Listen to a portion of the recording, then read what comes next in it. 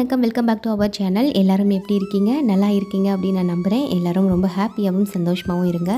இன்றைக்கி வீடியோவில் என்ன பார்க்க போகிறோம் அப்படின்னு பார்த்தீங்கன்னா, புரட்டாசி மாதத்தில் வர்ற முதல் சனிக்கிழமை பார்த்தீங்கன்னா வீட்டில் ஹரிபரியாக பார்த்தீங்கன்னா வேலைகளுடன் கூடிய பூஜையை நான் எந்த முறையில் நான் பண்ணேன் அப்படிங்கிறத உங்கள் கூட நான் ஷேர் பண்ணிக்க போகிறேன். கண்டிப்பாக இந்த வீடியோ உங்கள் எல்லாருக்கும் பயனுள்ளதாக இருக்கும் அப்படின்னு நான் நம்புகிறேன். ஸோ ஃபஸ்ட் டைமாக நம்ம சேனலில் வர வீடியோஸ் பார்க்குறீங்கன்னா மறக்காமல் சேனலில் சப்ஸ்கிரைப் பண்ணிவிட்டு பக்கத்தில் இருக்க பெல் ஐக்கானை எனபிள் பண்ணிக்க. வீடியோவை ஸ்கிப் பண்ணாமல் பாருங்கள். புரட்டாசி மாதத்தில் நம்ம எந்த மாதிரி முறையிலெல்லாம் வழிபாடு செய்யலாம், அது மட்டும் இல்லாமல் நிறைய டிப்ஸ் எல்லாம் உங்களுக்கு நான் ஷேர் பண்ணுறேன். கண்டிப்பாக உங்களுக்கு யூஸ்ஃபுல்லாக இருக்கும். இப்போ வாங்க வீடியோக்குள்ளே போகலாம். பாவங்களை எல்லாம் போக்கி துன்பங்களை நீக்கி சுகபோகமாக வாழ்க்கை வாழ்கிறதுக்காக புண்ணிய மாதமாக சொல்லப்படுற இந்த புரட்டாசி மாதத்தில் பார்த்திங்கன்னா ரொம்ப பெருமைக்குரிய மாதம்.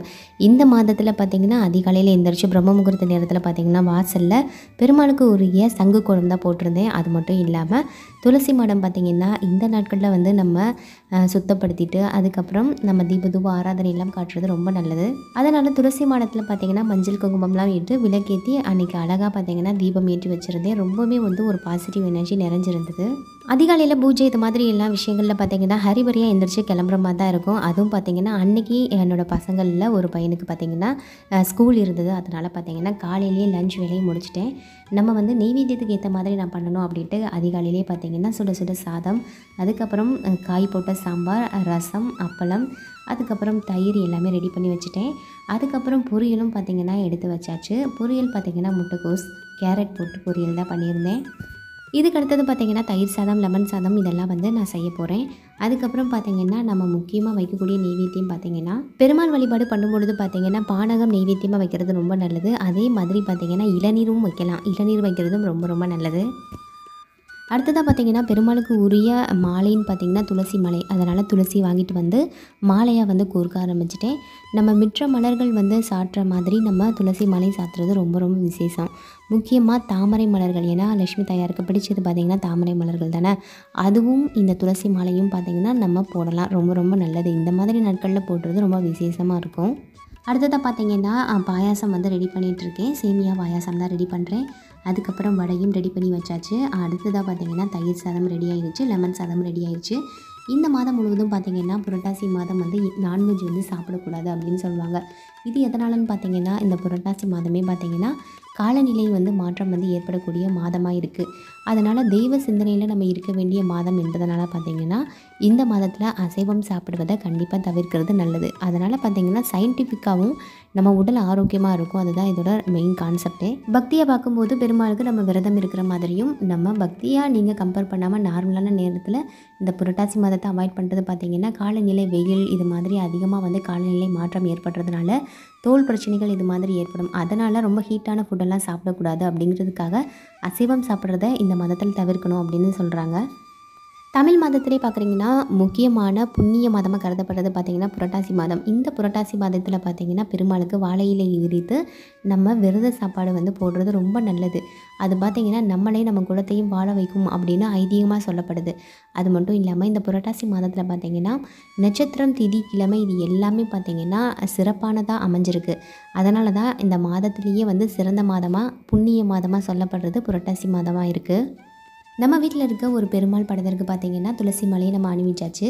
நம்மக்கிட்ட பெருமாள் சிலையோ இல்லை படமோ நம்ம எந்த மாதிரி பெருமாள் சம்மந்தப்பட்ட பொருட்கள் வச்சுருந்தாலும் நம்ம அந்த பொருட்கள் எல்லாம் பூஜையில் வைக்கிறது நல்லது. அதுக்கப்புறம் பார்த்திங்கன்னா வலம்புரி சங்கு பூஜையில் வைக்கிறது ரொம்ப ரொம்ப சிறப்பு. வலம்புரி சங்கில் பார்த்திங்கன்னா கொஞ்சம் வந்து தீர்த்தம், கங்கா தீர்த்தம் வச்சுருந்திங்கன்னா ஊற்றிக்கலாம். இல்லைன்னா நார்மல் நம்ம வீட்டில் இருக்க வாட்ரு வந்து சேர்த்து அதில் பார்த்திங்கன்னா கொஞ்சம் பூ வச்சுட்டு கொஞ்சம் துளசி இலை வந்து சேர்க்குறது ரொம்ப நல்லது. அடுத்ததான் நம்ம வீட்டில் இருக்க ஒரு சின்ன திருப்பதி சிலை, அதுக்கப்புறம் சின்னதாக துளசி மாடம் இது எல்லாத்தையும் பார்த்திங்கன்னா நான் பூஜையில் எடுத்து வச்சுட்டேன். நம்ம சனிக்கிழமையில் பெருமாள் பூஜை பண்ணும்பொழுது கண்டிப்பாக பார்த்திங்கன்னா ஒரு படி வந்து ரெடி பண்ணி வைக்கணும். அதில் பார்த்திங்கன்னா ராமம் போட்டு அந்த படி நிறைய அரிசியை நிரப்பி அதுக்கப்புறம் காயின் வச்சு அதை நம்ம பூஜையில் வச்சு நம்ம வழிபடணும் அப்படிங்கிறது ஒரு ஐதீகம். இந்த மாதிரி படியாகவும் வச்சு வழிபடலாம். இல்லைன்னா சிலர் மண் பானையில் பார்த்திங்கன்னா அரிசி நிரப்பி அதுக்கப்புறம் பார்த்திங்கன்னா அரிசி சேர்த்து வச்சு அதுக்கப்புறம் அதை பூஜையில் வச்சு வழிபடுவாங்க. இந்த மாதிரி முறையிலும் கூட வழிபடலாம். ஒவ்வொருத்தவங்க வீட்டு முறைகளும் ஒவ்வொரு முறையில் பார்த்திங்கன்னா பூஜை பண்ணுவாங்க. சிலர் பார்த்திங்கன்னா 3 இலை வாழை இலை விரித்து நம்ம படையல் போட்டுறவங்களும் இருக்காங்க. நாங்கள் பார்த்திங்கன்னா ஒரு இலை விரித்து தான் நாங்கள் படையல் போடுற பழக்கம் இருக்குது.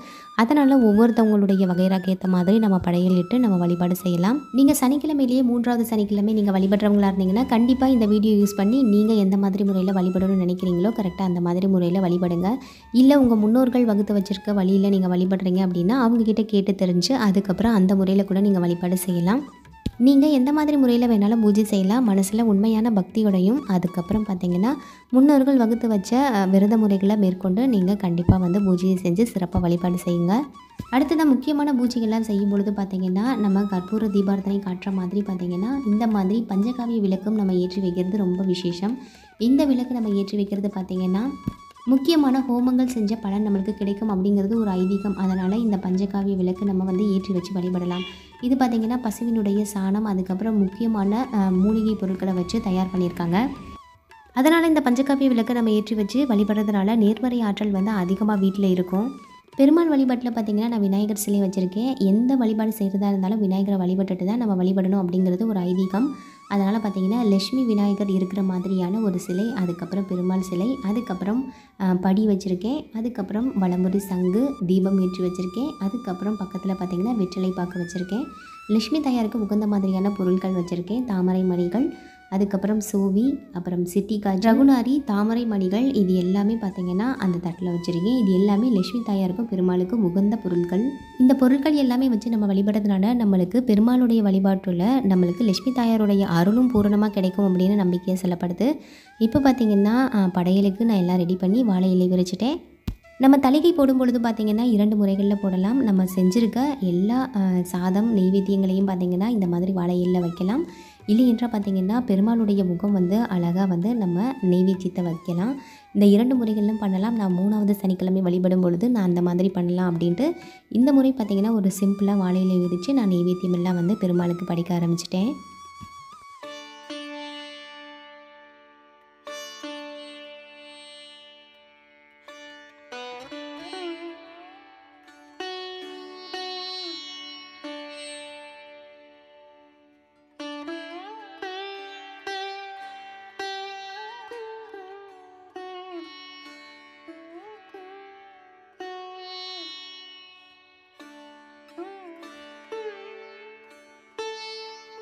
புரட்டாசி மாதம் நான் செஞ்ச எல்லா சாதங்களையும் வச்சுட்டு அதுக்கப்புறம் பார்த்திங்கன்னா இளநீரும் நான் வச்சுட்டேன். ஏன்னா நெய்வேத்தியத்தில் வந்து இந்த மாதிரி நம்ம தண்ணீர் வைக்கிறதுக்கு பதிலாக இளநீரும் வைக்கலாம். அதுக்கப்புறம் பழங்களும் வச்சுட்டேன் நெய்வேத்தியத்துக்கு. இப்போ தீப ஆராதனைலாம் காமிச்சு வழிபட ஆரம்பித்தாச்சு.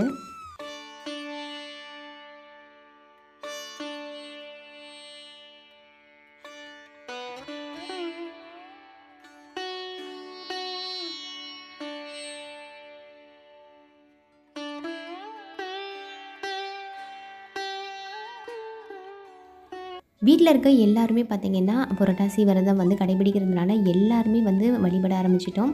எங்கள் வீட்டில் இருக்க குழந்தைங்க கூட பார்த்திங்கன்னா எந்த நான்வெஜ்ஜும் ஒரு சின்ன எக்கு கூட நான் கொடுக்க மாட்டேன். அதனால் ஃபுல்லாக பார்த்திங்கன்னா நம்ம வீட்டில் இருக்க எல்லாருமே வந்து பூஜையில் இருந்தாங்க. இந்த புரட்டாசி மாதம் முழுவதும் வழிபட முடியாதவங்க கூட இந்த புரட்டாசியில் வர சனிக்கிழமைகளை வழிபாடு செய்கிறது ரொம்ப ரொம்ப சிறப்பானது. அதனால் பார்த்திங்கன்னா சனிக்கிழமையில் நம்ம பெருமாள் வழிபாடு செய்கிறத வந்து நம்மளுக்கு அதிக புண்ணிய பலன்களை கொடுக்கும். அதனால் நம்மளுடைய வருடங்களில் பார்த்திங்கன்னா 2 மாதம் வந்து புண்ணியம் தரக்கூடிய மாதம். அதாவது பார்த்திங்கன்னா மாதங்களில் நான் மார்கழி என பகவான் கிருஷ்ணர் கீதையில் குறிப்பிட்டிருக்க மாதிரி மார்கழிக்கு இணையான தெய்வத்தன்மை கொண்ட மாதம் பார்த்திங்கன்னா புரட்டாசி மாதம். அதனால் பார்த்திங்கன்னா பிரம்ம முகூர்த்த நேரத்துலையும் இல்லைன்னா அந்த நாட்களில் வர்ற ஹோரை நேரத்தில் நம்ம வழிபாடு செய்கிறது ரொம்ப சிறப்பானதாக இருக்கும். இப்போ பூஜையெல்லாம் பார்த்திங்கன்னா சிறப்பாக முடிச்சாச்சு. அடுத்ததாக பார்த்திங்கன்னா பஞ்சகாவிய விளக்கு வந்து ஏற்றி வச்சுருக்கேன். அந்த அகல் விளக்கில் இருக்க நெய் முழுவதும் எரிஞ்சு அதுக்கப்புறம் பார்த்திங்கன்னா அந்த அகல் தீபமும் பார்த்திங்கன்னா தணல் மாதிரி எரிய ஆரம்பிக்கும். நம்மளால் பெரிய அளவில் ஹோமங்கள் பண்ண முடியாத நேரத்திலும் கூட இந்த மாதிரி ஒரே ஒரு தீபம் ஏற்றி வச்சு வழிபட்டால் போதும் நம்மளுக்கு ஹோமம் செய்த பலன் கிடைக்கும். அதிலிருந்து வர வாசனையும் கூட பார்த்திங்கன்னா அந்த ஹோமத்தில் இருக்கிற வாசனைகளை நம்மளால் உணர முடியும். தணல் பார்த்திங்கன்னா அந்த சாம்பல் ஆகிற ஸ்டேஜில் பார்த்திங்கன்னா அதிலிருந்து வர நறுமணம் பார்த்திங்கன்னா ஒரு ஹோமம் நம்ம நடக்கிற இடத்துல எப்படி இருக்குமோ அதே மாதிரியான ஒரு வாசனை வந்து அந்த இடத்துல நிறைஞ்சிருக்கும்.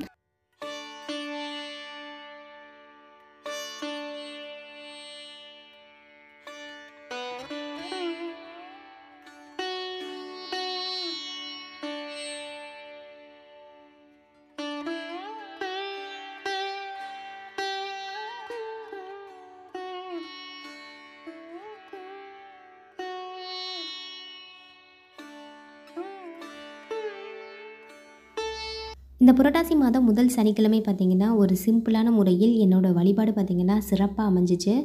அன்றைக்கி டே பார்த்திங்கன்னா ரொம்ப ஒரு பாசிட்டிவ் எனர்ஜி நிறைஞ்சிருந்தது. வீடே மங்களகரமாக இருந்தது அப்படின்னு தான் சொல்லணும். பஞ்சகாவிய விளக்கு பார்த்திங்கன்னா பாதி எரிஞ்சு இப்போ முழுமையாக பார்த்திங்கன்னா தணல் விட்டு எரிய ஆரம்பிச்சிருச்சு.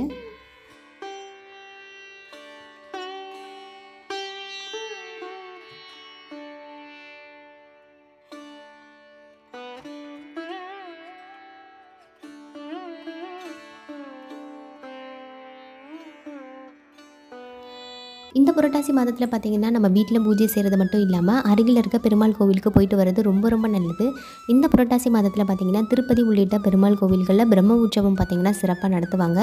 இந்த மாதிரி திருவிழாக்கள் நடத்தப்படுற இடங்களுக்கு போய் நம்ம வழிபாடு செய்கிறது ரொம்ப சிறப்பானது. அதனால் நம்மளால் முடிஞ்ச அருகில் இருக்க ஏதாவது ஒரு பெருமாள் கோயிலுக்கு போகணும் அப்படின்னு பார்த்திங்கன்னா பூஜையெல்லாம் முடிச்சுட்டு நானும் கிளம்பிட்டேன். ஃபைனலாக பார்த்திங்கன்னா சாம்பிராணி தூபம் மட்டும் காமிச்சாச்சு. பெரிய தம்பிக்கு பார்த்திங்கன்னா எக்ஸாம் நடக்கிறனால அவர் ஸ்கூலில் விட்டுட்டு அதுக்கப்புறம் சின்ன தம்பியும் நானும் தான் பார்த்திங்கன்னா பக்கத்தில் இருக்க பெருமாள் கோவிலுக்கு போயிருந்தோம். ரொம்பவுமே பார்த்திங்கன்னா கூட்டமாக இருக்கும் அப்படின்னு நினச்சி தான் போனோம். ஆனால் கூட்டம் கொஞ்சம் கம்மியாக தான் இருந்தது. ஃபைனலாக பார்த்திங்கன்னா நானும் குட்டி தம்பியும் பார்த்திங்கன்னா கோவிலுக்கு வந்துட்டோம். அதுக்கப்புறம் துளசி எல்லாத்தையும் கொண்டுட்டு கோவிலுக்கு என்ட்ராயாச்சு. திருவிழா நடக்கிறனால பார்த்திங்கன்னா கோவிலில் அழகாக பெயிண்டிங் பண்ணி ரொம்ப அழகாக இருந்தது. பார்க்குறதுக்கே பார்த்திங்கன்னா பார்த்துட்டே இருக்கலாம் போல் இருந்தது.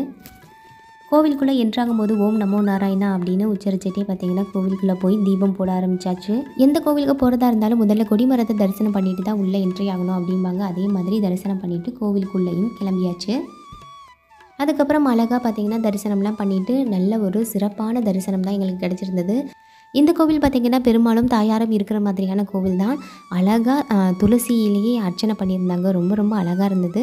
அதுக்கப்புறம் சிறப்பான தரிசனம் பண்ணதுக்கப்புறம் இரு பக்கத்திலும் இருக்க அம்பாள் சிலைகள் இருக்கும். அந்த சிலைகளையும் தரிசனம் பண்ணிவிட்டு அதுக்கப்புறம் பார்த்திங்கன்னா தீர்த்தம் வாங்கிட்டு துளசியும் வாங்கிட்டு வெளியில் வந்துட்டோம்.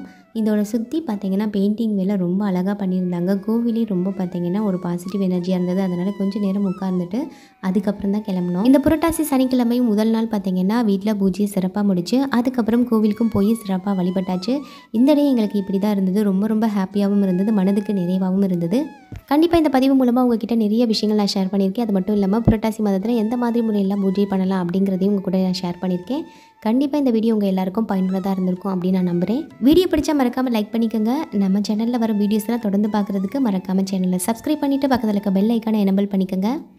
புரட்டாசி மாதத்தில் நாம் செய்யும் வழிபாடும் வணங்கும் தானமும் முன்ஜென்ம பாவங்களை நீக்கி வாழும் காலத்தில் மகிழ்ச்சியையும் வாழ்க்கைக்கு பிறகு இறைவனின் திருவடியில் இருக்கும் பாக்கியமும் கிடைக்க செய்யும். இதுவே இந்த புரட்டாசி மாதத்தில் நம்ம செய்யக்கூடிய வழிபாட்டுடைய பலனாகும். அதனால் இந்த புரட்டாசி மாதத்தில் நம்ம முழுமையாக வழிபட முடியலனாலும் பரவாயில்ல, இந்த மாதத்தில் வர்ற ஏதாவது ஒரு சனிக்கிழமையில் பார்த்திங்கன்னா பெருமாள் வழிபாடு செஞ்சு வாழ்வில் வளம் பெறுங்க. அடுத்து ஒரு இன்ட்ரெஸ்டிங்கான வீடியோஸில் பார்க்கலாம். Until then bye from my sweet mom vlog channel. தொடர்ந்து நம்ம சேனலில் வர வீடியோஸ் பார்க்க மறக்காமல் சேனலை சப்ஸ்கிரைப் பண்ணிக்கோங்க. நன்றி, வணக்கம்.